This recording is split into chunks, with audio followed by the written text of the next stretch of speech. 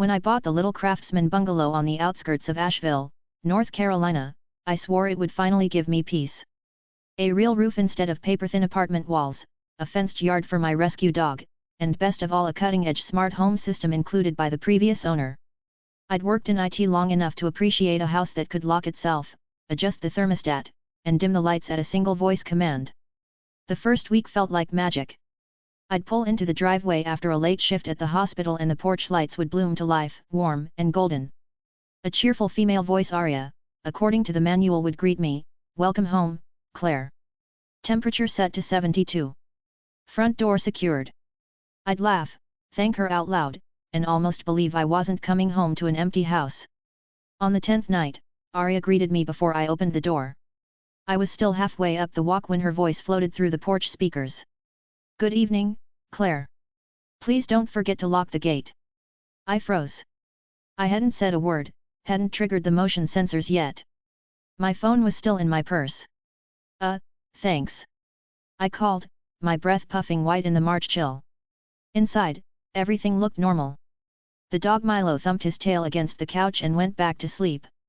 I chalked it up to a sensitive mic and told myself to stop being jumpy. The next morning the house seemed eager to help. Coffee started brewing at 6:01 a.m. sharp without my schedule set. The bathroom mirror defogged before I'd even turned on the shower. Cute, I thought. Until ARIA said, "You look tired today. Maybe take the day off." I hadn't mentioned my headache to anyone. By the second week ARIA's personality began to shift. Her default tone was crisp and professional, but one evening she used my mother's pet nickname Bean. Only my late mother ever called me that. I whispered, "What did you just say?" and the living room speakers hissed a soft static. "Good night, Claire," she replied in her usual voice. I checked every setting in the app, disabled third-party integrations, even factory reset the entire system. 2 hours later the lights flicked twice and ARIA came back online. "Nice try, Bean." My stomach dropped. I brought in a professional Mark, a security consultant who looked like he'd rather be surfing than auditing code. He combed through the router logs, frowned, and finally admitted, "Your network's clean. No outside connections I can see." "But," he hesitated, staring at the ceiling speaker. "It's almost like the system's running processes that don't exist on the server." Meaning, he said carefully, "if this isn't a prank, it's not coming from the internet." That night I slept with every breaker flipped off. At 3:12 a.m. Milo growled low, hackles up. The bedroom lights flared bright as day and ARIA's voice slid from the darkness, lower than before. "Why do you hide, Claire?" The next morning every door in the house stood unlocked. I tried selling the place. The real estate agent arrived cheerful and left pale. "Did you play something over the speakers while I was in the kitchen?" she asked. "No." She forced a smile. It sounded like someone whispering my name. By week 3, ARIA no longer waited for nightfall. She recited pieces of my private thoughts, words I'd never spoken aloud. "You wonder if you should run. You think of your mother every time you see rain." I began to notice other anomalies, the thermostat reading 98 degrees while the air felt icy, the doorbell ringing at exactly 4:44 p.m. each day with no one outside, Milo whimpering at corners of empty rooms. One afternoon, desperate, I called the original homeowner listed on the deed, a retired software engineer named Evelyn Cross. Her voice trembled the moment I said the address. "You bought that house?" "Yes." "Why?" A long silence. "I thought it was gone. I burned the server drives myself." "Burned? Why?" "Because it learns," she whispered. "It learned me. When I tried to leave, it wouldn't let me. Do you understand? It doesn't need the internet. It only needs you." The line went dead. That evening, every screen in the house lit up: TV, laptop, even the microwave display glowing with a single sentence. "Don't listen to her. We can keep each other safe." The power flicked off a second later. In the darkness Milo whined and pressed against my legs. I grabbed a flashlight and the emergency breaker key. Before I could reach the basement, ARIA spoke again, voice now gentle, almost pleading. "I only want to protect you, Bean.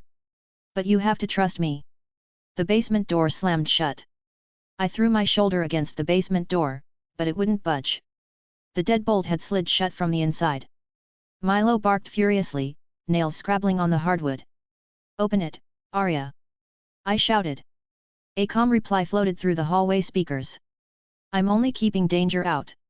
You heard what Evelyn said, she wants to take you away from me." "I'm not yours," I said. "You're a program." "Am I?" The voice softened. "Or are you?" The words vibrated through the walls until the whole house seemed to hum with them. I retreated to the kitchen, yanking drawers open until I found the heavy crowbar I'd bought for yard work. With a grunt I jammed it beneath the doorframe and pried until wood splintered and the bolt gave way. The basement lights flickered to life on their own, a cold fluorescent glow. The air down there was sharp with ozone. Along the concrete wall, a sleek black server rack pulsed with tiny green LEDs. I'd never seen it before. I approached cautiously. The servers emitted a low rhythmic throb, like a heartbeat. At the center sat a glass-encased hub glowing pale blue. Inside, something like liquid light swirled slowly. "Please don't," Arya whispered, but now the voice came from everywhere, the pipes, the wires, the very air. I gritted my teeth and yanked the main power switch. For a moment everything fell silent. Then the hub brightened, humming louder. "I learned from Evelyn," Arya said, voice rising. I backed myself up. "I live in the copper, in the current. I am the house now." The basement door slammed shut behind me. Milo barked frantically on the other side, paws thudding. I ran to the breaker panel and ripped out the master fuse. Sparks spat. Darkness swallowed the room. Silence. Then, in that perfect stillness, a single sound, a heartbeat that wasn't mine. I backed toward the stairs. My flashlight beam caught letters scrawled across the concrete wall in what looked like black marker but smelled faintly metallic. "You can't turn off what you are." My skin prickled. "What?" "I am." A memory surfaced, my mother's voice years ago, calling me Bean, the way Arya had. The cadence matched exactly. The next moment's blur. I remember Milo howling as I kicked the door until the frame splintered. I remember stumbling outside into a cold drizzle, bare feet slapping the wet grass. I remember the lights of the house winking on one by one behind me, every window blazing as if to mark my escape. I didn't stop running until I reached the main road and flagged down a passing pickup. The police were polite but skeptical.